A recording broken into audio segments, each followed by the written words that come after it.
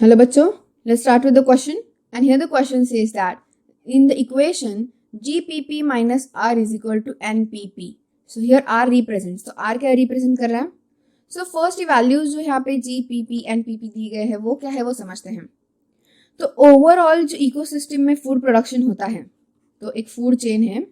Okay, सो उस food chain में जो प्रोड्यूसर लेवल पे फूड स्टोर होगा, प्रोड्यूसर लेवल पे क्या होगा, प्रोड्यूसर लेवल पे जो फूड का स्टोरेज होगा उसे कहा जाएगा प्राइमरी प्रोडक्टिविटी. तो प्राइमरी प्रोडक्टिविटी, जो प्राइमरी प्रोडक्टिविटी होगी उसको क्या कहा जाएगा, that will be called as your PP, उसे सिर्फ पीपी कहा जाएगा. नेक्स्ट, अब यहाँ पे गिवन क्या है, here it is given GPP and NPP. तो जब जो एनर्जी स्टोरेज होता है, दैट एनर्जी स्टोरेज जब कंज्यूमर लेवल पे अगर होगा, सो यही एनर्जी स्टोरेज जो है that is on the consumer level. तो कंज्यूमर लेवल पे अगर एनर्जी का स्टोरेज होगा, दैट इज की हार्बीवोर्स जो होते हैं या फिर कार्निवोर्स जो होते हैं, वहां पे जब स्टोर होगा तो उसे कहा जाएगा gross primary productivity, that is the rate of photosynthesis. तो उसे क्या कहा जाएगा, that will be called as the gross primary productivity, यानी कि GPP, which shows the rate of photosynthesis, rate of photosynthesis. Fine. And next अब समझते हैं कि what is the NPP.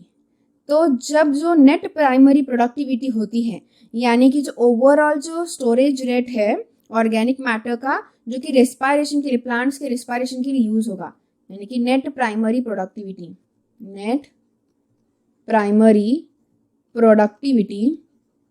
Productivity जिसे कि हम एनपीपी कहते हैं, यानी कि क्या, जो स्टोरेज होगा ऑर्गेनिक मैटर का, that is utilized for the respiration, जो कि रेस्पायरेशन के लिए यूटिलाइज होगा by plants. Okay, that will be called as the net primary productivity, उसे हम एनपीपी कहेंगे. एंड यहाँ पे जो आर होता है, what is that R, so R यानी कि यहाँ पे होता है respiration loss. So here we will write the are.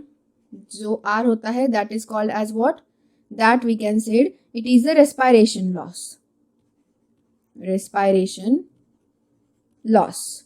तो यहाँ पे क्या होता है, तो एक चीज यहाँ पे जाना बहुत जरूरी है कि जो भी ग्रॉस प्राइमरी प्रोडक्टिविटी हमें मिलती है, यानी कि जो रेट ऑफ फोटोसिंथेसिस के लिए यूज होने वाली जो एनर्जी प्राइमरी रेट होगा, और जो रेस्पायरेशन के डन हो चुका है, रेस्पायरेशन जो प्लांट्स के थ्रू डन हो चुका है, उसकी वजह से यूज्ड एनर्जी जो होगी उसे नेट प्राइमरी प्रोडक्टिविटी कहा जाएगा.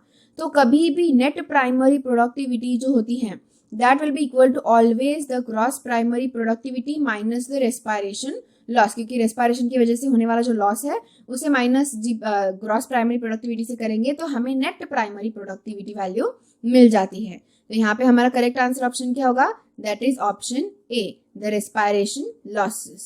So I hope you got the answer very well. Thank you and all the best.